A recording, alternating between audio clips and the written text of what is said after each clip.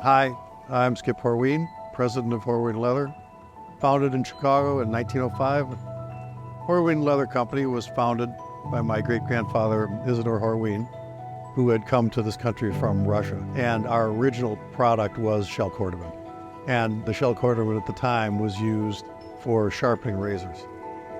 So the shell cordovan process, as you will have seen and noted, is long and involved. So the very first thing that we do is we run it through a chemical process, which involves removing the hair with a combination of sodium sulfhydrate and lime. Then we do a refleshing to it, which scrapes any excess fibers off of the inside, which lays the skin out and allows it to receive the tanning that we're going to do to it. Once it's been pickled, it's piled out and allowed to sit. And the idea has always been that you allow that pickle to equalize for at least a week.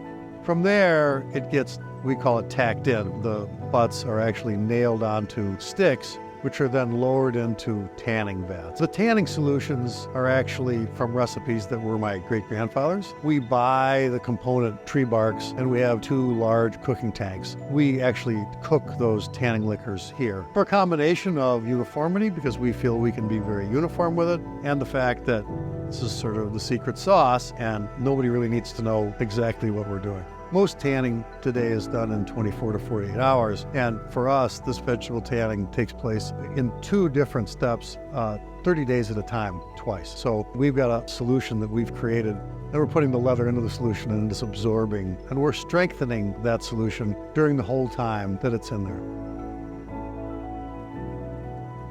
So after the first 30-day period, it comes out, that gets an initial shaving. And now, sort of 2 months in, we're finally starting to see where the shell is. And the shell is a fiber structure that exists sort of halfway in the middle of the hindquarters of a horse, a zebra, and a mule. And until we see it, we don't know exactly the size of the piece we're going to work with. And then it goes in for a second 30-day trip into a different solution in order to complete the tanning process. At the end of the second 30 days, it will come out, and at that point, the leather will then get a hot stuffing. And the hot stuffing then, which is the impregnation of the skin with a blend of oils and waxes and greases that are solids at room temperature, and they're literally beaten into the leather. We run the setting out operation, and then they're pasted on glass frames in order to air dry. And then after that, we come off of those frames where the leather is then curried. You know, if you see on our stationery, we're tanners and curriers, and that's a hand oiling with another blend of oils that we use. Then it will sit in smear, as we call it, for 90 days to allow that oil to work its way all the way through. My great-grandfather felt that was one of the critical, because that oil, he felt, ended up depositing itself on the shell. And as we're now about to shave to that shell, that additional sort of nourishment and lubrication, he felt, and we agree, was critical. From there, it's going to get the final shaving. That shaving is very much an art. They're exposing very much the way you would plane wood. And it's not fixed depth, and it's not a certain number of passes. It's all done by eyes and hands. Now we're going to stain it. We don't mill dye any of the shell cordovan. It's all surface dyed through our old seasoning machine.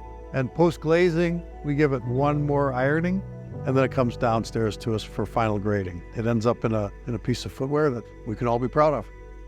Shell cordovan is a very particular leather, and it's great because it's not for everybody. And people that use it and enjoy the fact that while it's got a wonderful appearance and has a great feel once it's in the product, it also has terrific durability. I mean, with minimal care in a well-made shoe, cordovan shell will last years and years and years and years and years, and look good the whole time.